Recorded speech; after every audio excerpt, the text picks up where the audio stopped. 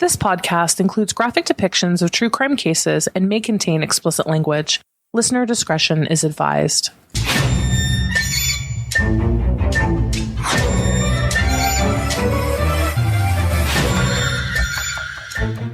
Hello, everyone, and welcome to We Saw the Devil. This is Robin. And this is Jackie. And it has been a while, guys. It certainly has. It has, but we are back.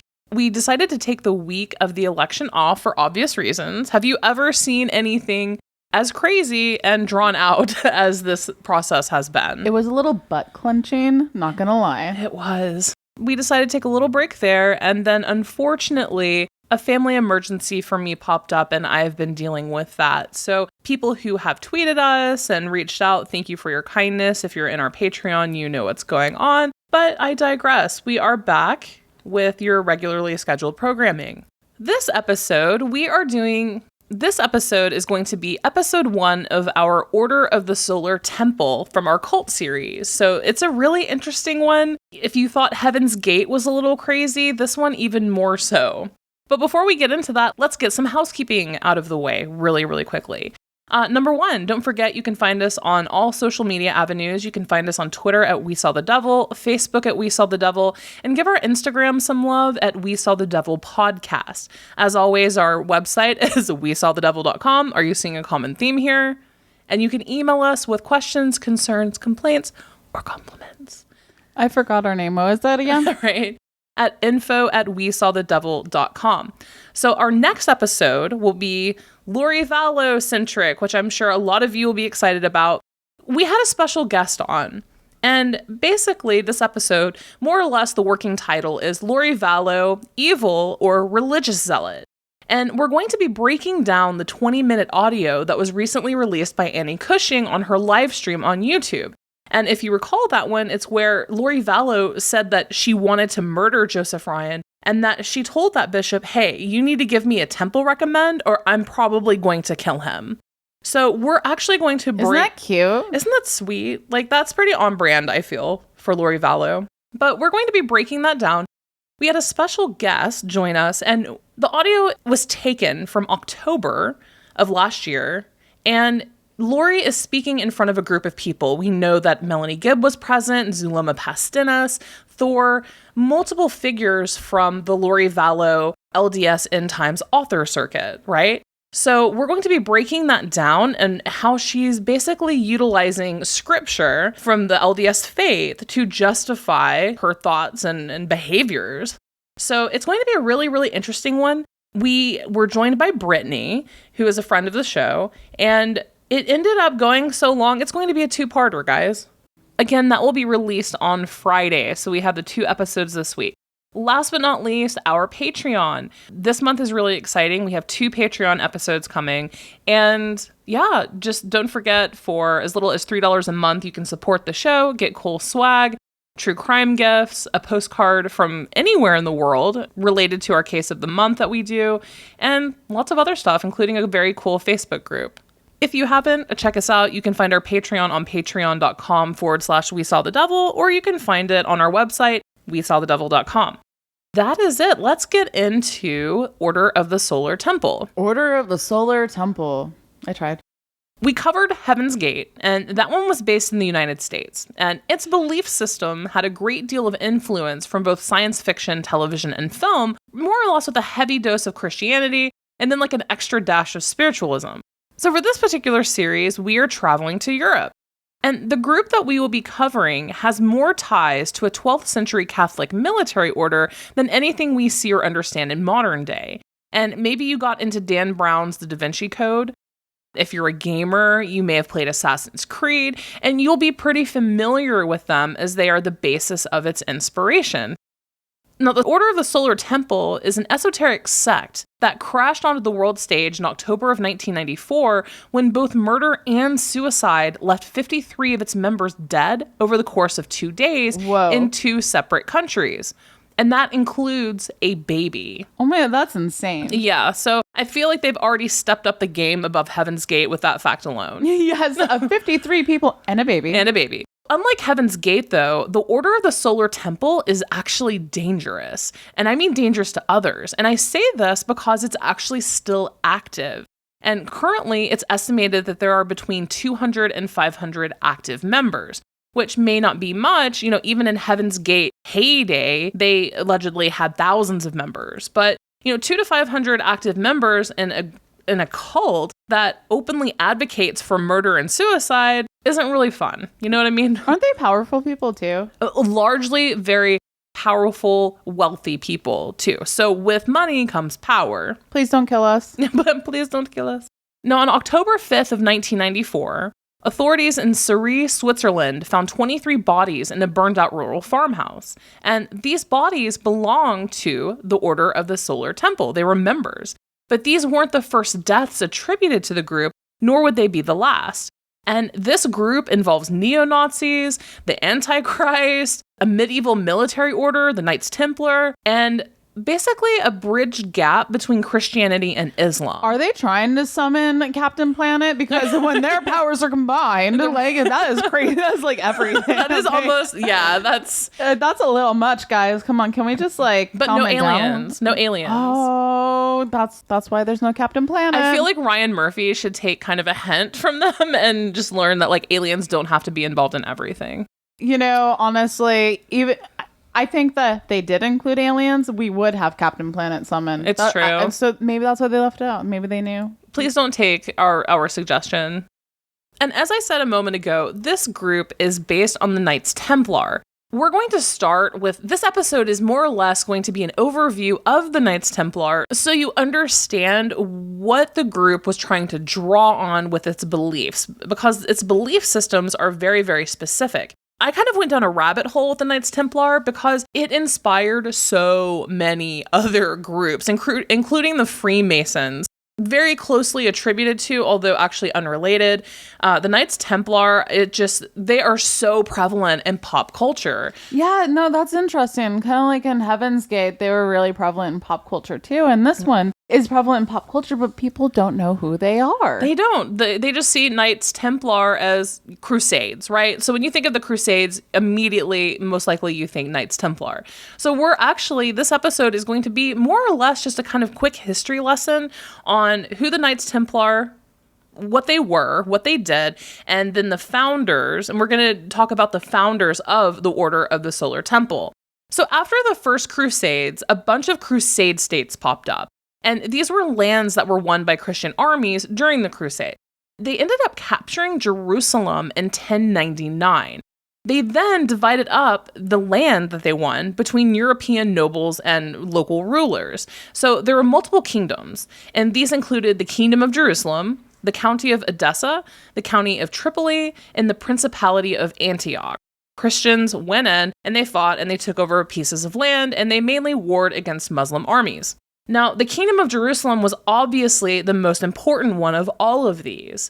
And after they won Jerusalem, after the First Crusade, most of the Crusaders returned home to Europe and their families. Like how all warfare works, if you have no one left there protecting land that you have taken over, most likely it's going to be taken right back. This left those lands vulnerable to attacks by Muslim raiders and armies.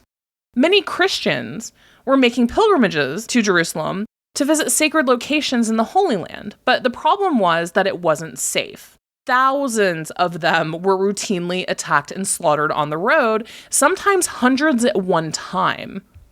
Imagine just kind of vibing down the road, walking or horseback, and then all of a sudden an army surrounds you and literally slaughters you and 200 other people. That's what was happening. So in 1119, 8 or 9 French knights vowed to devote themselves to the pilgrims' protection, and they ended up receiving a formal endorsement from the Catholic Church almost 20 years later in 1139. Now, a religious community was created for this very purpose. And at the time, King Baldwin II, the king of Jerusalem at the time, had given them quarters in a section of the palace that had once been the Temple of Solomon. And that's actually how the order got the name the Knights Templar. Many opposed the creation of a religious military order. Likewise, many welcomed it. And this included both Christians and secularists. You know how in modern film and in Disney movies, knights are virtuous, fair, and obviously Christian, right? So not so much before the Knights Templar. They were the scumbags. Knights were the scumbags of their military. They were brutes. They were thugs. When they weren't actively at war, they would run in bands with one another and pillage towns and villages. They would rape women. They would steal. I mean, they were literally pieces of crap for the most part. They had a very, very bad reputation. The creation of the Knights Templar is really where the current modern romanticized caricature of a knight comes from. They were sworn to chastity, poverty, and complete obedience to the Christian faith. And the knights, as far as what they wore a white surcoat with a red cross and also a white mantle with that same red cross. The design is totally distinctive, and it's what most people think about when they think of knights, just outside of that full body armor. 10 years after the formation of the Knights Templar, a sort of rule book was created for them. It was a list of rules of how they had to live. They had to live by these very, very strict rules. It was more or less just kind of a guide of how they should conduct themselves to reflect their Christian virtues. And so a few of these, because it's really interesting. If someone wanted to be a Knights Templar, they were initially closely vetted. And even once they were admitted into the order, the Templar master could release them at their own discretion at any time. So all of them were just pretty much like on thin ice their entire time. They had intricate initiation ceremonies that were held in complete secrecy, where the rules were read out loud to each new member. There were both permanent and temporary membership, so they also had a special class of membership for married men, but they could not wear the white mantle that the Knights Templars are completely known for. They had to show complete, full, utter obedience to their masters, and anyone who disobeyed was called a, quote, diseased sheep. Oh, that's harsh, man. Yeah, that had to be removed from the flock. So how come people don't say that online? I know. Like when they're fighting, everyone's fighting right now. And just start calling people diseased sheep. Yeah. That's actually really accurate with the Rona. I think so.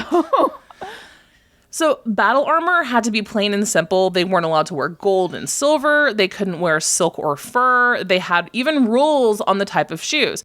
You know, back in like the medieval era, way, way back, how those really weird pointy shoes, the long pointy ones. I totally had a pair back then. Those were pimp at the time. Like that was the style, right? And those were outlawed. Like outlawed. They made a specific rule to, F off you pointy shoes. Just not allowed. What? Why? Because they were a status symbol. They were basically like a pair of Jordans in that time. So they were not allowed to wear anything of value, really. So did someone secretly have like a vintage collection of them? Right, exactly, somewhere. I mean, really, they had to be as basic as humanly possible to show that they were poverty-stricken and cared nothing for wealth. They were also required to keep their hair and beards trimmed very, very short. And they prayed several times a day. And they ate 2 meals together as a group. And they only ate meat 3 times per week because they believed that meat corrupted the body. Oh, now that's bull. They also, the permanent members had to take a vow of chastity. Now, not only did this include sex, but it also included kissing. And that also included their own mothers. Okay, that's really weird. So like when their mothers or family came to see them off into, say, warfare, may not see their sons again, they couldn't even kiss their own mothers on the cheek. That's not weird. Not at all. Silence was encouraged, so they wanted you to sit down and shut up. Respect for women and children was above everything.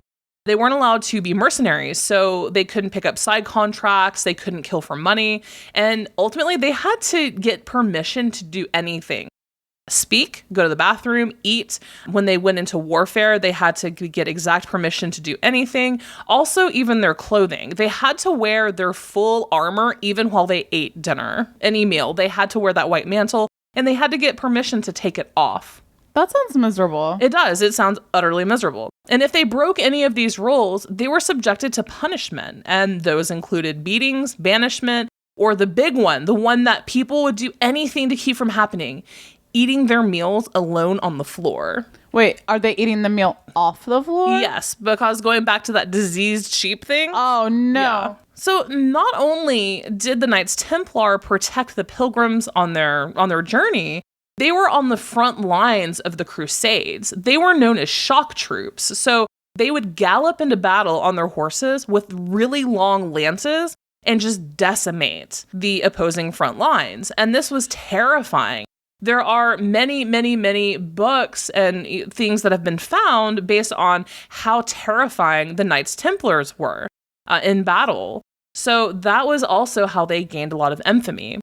Now, the initial purpose was to guard the pilgrims on their journey to Jerusalem. That was initial, right? That was the first goal. But the Knights Templars managed to turn the order into a full-fledged business and commercial venture. Pope Innocent II made it so that the Templars did not have to pay taxes. They ended up setting up donation centers in churches all across Europe, and many, many, many, many people donated. Aristocrats, peasants, kings, queens, they were gifted full estates and castles by kings and nobility. Instead of, living on the lands or selling them, the Knights Templars were very bright. They decided to utilize the lands. They farmed them. They created different ventures. They joined the trade system, primarily in wine and wool. And suffice it to say, they amassed a massive fortune. A fortune large enough that several countries would actually use the Knights Templar as a secondary bank. What? They had so much money that they had both Europe and parts of the Middle East using them as their personal bank. Were leaders never worried that they were going to end up taking over their own country? They even had entire fleets of ships, which was the ultimate display of wealth during this time. So they were more powerful than the armies of most countries, whole countries. Yeah, that's why I'm like, how are they not worried about that? How is Pope Innocent not like, hey, I may not be Pope no more? Oh, just you wait. Now, in 1187, Muslim armies retook Jerusalem, and the Templars moved their home base to Paris, France. And then we have the failures of the Second, Third, and Fourth Crusades. Now, King Philip IV was the king of France at the time. Broke. He was severely in debt. He lived a lavish lifestyle. Think almost like Marie Antoinette. Like, he spent like a drunken sailor, and he had no money. He went to the Templars, and they were like, no, bro, you are a loser. And they refused to give him a loan to help him out. So what does King Philip do? Well, first he rounded up the Jews, Italians, and other minorities, stole their land, and banished them. And then they would have to buy back papers if they wanted to stay. He kicked out a very well-known Italian family. He took everything they had, their entire home, their lands, all of their money, their assets. He kicked them back to Italy and said, oh, by the way, you're going to have to pay us like $100,000 to come back. And that's what he did, and he made a crap ton of money doing that. But he was still broke. It wasn't enough. So he decided to go to the church to complain. And the Pope at that time was Pope Clement V, and he hated the Templars because public sentiment around this time had changed. People were disgusted with how much wealth the Knights Templar had amassed. At this point, the Knights Templars were like rock stars. They had bling, they had expensive clothing, expensive shoes, they had the most expensive and well-trained horses. It was the exact opposite of what they were created for initially. Well, hey, they had a Ferrari. Yeah, they had a horse named Ferrari, but it was a Ferrari. And then they had a Porsche. Yeah. That's pretty much the equivalent. In that time, it had completely flipped. They were swimming in money. So what does King Philip do? King Philip decided to embed spies with different groups of the Templars to document offenses and wrongdoings because they were untouchable, right? They had the blessing of the church, the blessing of most countries. They were worshipped for the most part. So King Philip, being the sly little bastard that he was like, all right, well, I'm going to embed some of my people into their groups and see what I can find out. On Friday, October 13th, so again, Friday, October 13th, 1307, King Philip had French officers go after many of the almost 5,000 Knights Templar that lived in France. Paris alone apprehended 138 of them. Now, Charles Addison, in an 1842 book on the history of the Knights Templars, wrote about one particular method that they used against the knights after they captured them: fire torture. They tortured the knights merely for being Knights Templars. It's just punishment at this point. The tides had turned. Charles Addison said, quote, "Their legs were fastened in an iron frame, and the soles of their feet were greased over with fat or butter. What? They were then placed before the fire, and a screen was drawn backwards and forwards as to moderate and regulate the heat. Such was the agony produced by this roasting operation that the victim often went raving mad." Now, mind you, this was sanctioned by the church. King Philip and his officers, his people, committed almost every medieval type of torture against the Knights Templar that you can imagine. They splayed them over the racks. They put them in a strappado, and that was a strap that would lift them off the ground and dislocate their shoulders. Oh. This was done to elicit a confession, usually of desecrating sacred ground, worshipping cats. Oh. Yeah, worshipping cats, ultimate offense, guys. So many people in 2020 would be screwed with that. One confession, which is absolutely ridiculous, is that they kissed and tongued each other's belly buttons during initiation rites. And most of the times, the Templars would in fact confess. Even though they were promised mercy, many of them were tortured to death, and most of them actually ended up being burned at the stake. Just because. Just because. They want their money. They wanted their money. King Philip wanted their money. Now, in 1309, the Pope created his own task force to investigate the Knights Templar. And many of the Templars were relieved. They were like, thank God, the church, the Pope is finally coming to our rescue. He's going to save us from the wrath of King Philip. And they voluntarily went and they spoke with investigators from the church. They told them about the false confessions and the heinous acts of torture committed against them. But the church wasn't there to protect them. Instead, at least 80 of the Templars who voluntarily went to the church were actually accused of being heretics and burned at the stake. Oh, man. Both the political and religious machines had joined forces at that time. And I mean, again, when you have the church join politics, that is fucking terrifying. They were so pissed at the Templars that they even dug up the bones of Templars who had passed away in previous wars just to burn them all over again. Okay, come on, that's low, man. Yeah. You can't go any further of low than that. That is what I think you would call overkill.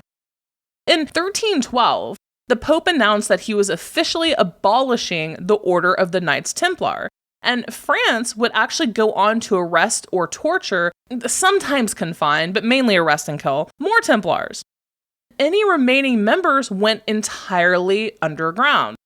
Jacques de Molay, the only remaining Grand Master of the Knights Templar, was taken prisoner and then burned at the stake in Paris in 1314. And there's a great book actually based on him and on that particular burning. It was very well documented. It was like the event of the year. No one really knows what happened to the Knights Templar after that.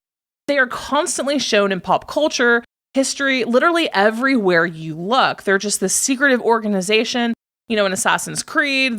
But knights are cool. They are cool. They weren't cool until the Knights Templar, and then they kind of shit in their bed. That's it. That's a very, very, very abbreviated version of over 200 years of history of the Knights Templar. And there's a great deal more, but we will cover that and how the Order of the Solar Temple drew on the Knights Templar in the next episode. But now let's turn our focus onto the creators, the founders of the Order of the Solar Temple.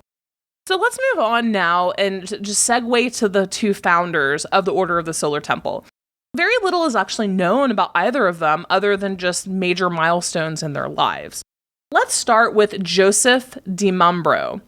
He was born in 1924 in rural southeastern France, and he had a completely normal childhood, but was always considered to be a bit odd. He was into the occult and the paranormal, especially when he got older. And he decided not to go to college, and instead, he turned all of his time and attention towards jewelry making and clock making. And he was apparently very, very successful with that. At the age of 32, he joined the ancient and mystical order of the Rosicrucians. The Rosicrucian sounds familiar to you. You may also live in California. In San Jose, there's a Rosicrucian park, and it holds an Egyptian museum, a planetarium, multiple other science-based facilities. It's apparently super beautiful and gorgeous, and people actually love touring it. The Rosicrucian it's kind of an amalgamation of beliefs that range from Hermeticism, Jewish mysticism, metaphysics, parapsychology, the occult, and more. You just said a lot of that it is. Yeah, I did. It's important to state that it is actually not a religion. It's a belief system that heavily draws from Greek and Roman philosophers and then branches off from there. You can be Christian, Muslim, Catholic, or Buddhist and still actually subscribe to the Rosicrucian teachings. As of 2020, it's estimated that there are over 100,000 members worldwide. So think of it as kind of a social fraternity of people who believe that there is ancient wisdom that's being protected and handed down via secret societies through the millennia. No, is it people or just men? Surprisingly, unlike most secret societies, the Freemasons and Shriners and so on and so forth, it's actually open to all men and women of legal age. So if you're 18 years or older, you can join them. I think I'm gonna pass. Yeah, me too. But, hey. Now, de Mombro became the head of the Rosicrucian Lodge in Nîmes, France, and he remained there until age 45 in 1969. He became very, very, very well respected in the New Age community. He did a lot of speaking and lectures. In 1970, he decided to become a full-time lecturer. So he would travel to different lodges and New Age centers and speak to his beliefs. And he ended up traveling the world doing that. In 1973, he founded the Center for the Preparation of the New Age in France. And in 1976, established an actual living commune in Geneva, Switzerland called La Pyramide. Say it again. La Pyramide. Now, La Pyramide would eventually change its name to the Golden Whey Foundation a couple years later. Golden Whey Foundation sounds a little wrong. And it appears, just you wait. It appears as though de Mombro then joined the Great White Brotherhood. No! Another society. And this one taught that supernatural beings shared their wisdom with select humans who, through dedication, can earn the title of Ascended Master. Now, that is almost entirely in line with Heaven's Gate, except if you trade out supernatural for aliens. Aliens pick select people, they give them information, and then you are the chosen one who has to go teach people this. So basically the same thing, just supernatural. But they need to come together with supernatural aliens. Right. While in the Great Brotherhood, de Mombro claimed to be the reincarnated vessel of multiple historic figures, including Moses and several Egyptian pharaohs. This is one piece, as I was researching this one in particular, that I found incredibly interesting. Whether we're talking about Lori Vallow, Chad Daybell, Heaven's Gate, or now the Order of the Solar Temple, the one massive thing the one piece that all of them have in common is that someone, a leader in some way, says that they are a reincarnated vessel. I know what I'm doing. Right? I found my career plan. Who are you, Jackie? I am a reincarnated vessel of a can of Coke. Oh. I thought you picked something like Joan of Arc. I don't know. I'm on spot here. I'm okay. I'll just say I'm a little sun-aged. Okay. Okay. Like my label's a bit faded. Now, the Order of the Solar Temple had two more or less leaders, right? So Joseph de Mombro, who we just talked about, was the backbone of it. He was the leader. He was behind the scenes. He was the one that called the shots and basically created the whole thing. And then along comes Luc Jouret. Now, he was the face. He was very attractive, and he became more or less the prophet for Order of the Solar Temple. And he was born on October 18th of 1947 in the Belgian Congo, a Belgian colony in Central Africa. Growing up, he had this huge fascination with herbal and nature-based medicine. So when he was young, his parents decided to move back to Belgium, where he eventually ended up going to college at the Free University of Brussels. I can't imagine his accent. I'm trying to, and I just can't pinpoint that. Oh, there's video of him. And he obtained a medical degree, but he didn't really want to actually practice medicine. He didn't really see any avenues. He wasn't traditional. He just didn't really want to. So he ended up joining the Belgian army as a paratrooper. And he spent a couple years in the army before eventually founding his own homeopathic medicine practice in France and then just settling down. In the 1980s, he became a world-renowned speaker on homeopathic medicine and New Age practices. And with this, he traveled the world, primarily, though, in French-speaking cities in Europe and Canada. But he did become, in fact, very well known. And one day he received a speaking engagement request from an organization called the Golden Whey in Geneva, Switzerland. Does that sound familiar? Yes. So he traveled there and pretty much stayed. He became best friends with Joseph de Mombro, and the two ended up deciding to create their own order based on kind of the combination of their belief systems. that is basically how the Order of the Solar Temple started. That is it for this particular episode on the Order of the Solar Temple. We've covered basically a quick history of the Knights Templar because the rules for the Templar, how they live, and what they were all about becomes the core focus of the Order of the Solar Temple, even down to the cult's garbs, like what they wore, their insignia, everything that they did was based on the Knights Templar. I cannot wait. Unfortunately, not a lot is known about either de Mombro or Luc Jouret. Suffice it to say, they were very, very, very sick and disturbed individuals. Diseased sheep. Diseased sheep. And in particular, we're going to be talking about neo-Nazis, murdering like month-old babies, mass suicide, and all sorts of other interesting things. But this is the foundation. Stay tuned. Yeah. Please stay tuned. People in France, there were celebrities. Like, imagine the Kardashians belonging to an order like this.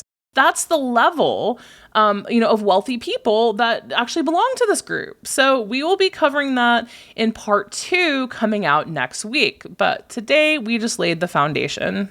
Other than that, though, guys, don't be a stranger. Please reach out to us again on social media. You can reach us at We Saw the Devil on Facebook and Twitter. We Saw the Devil podcast on Instagram.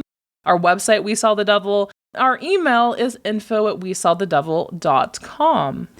We love you guys. We do. And again, if you are enjoying the show and you want to back it, become a friend of the show, and get to know us on a more personal level, you can join our Patreon. It's not too late to get this month's goodies. If you join in the next couple days, you can get November's postcards and gifts. And this one's going to be a real cool one, too. It is. I'm very proud of this one. But that is it for today, guys. Until next crime.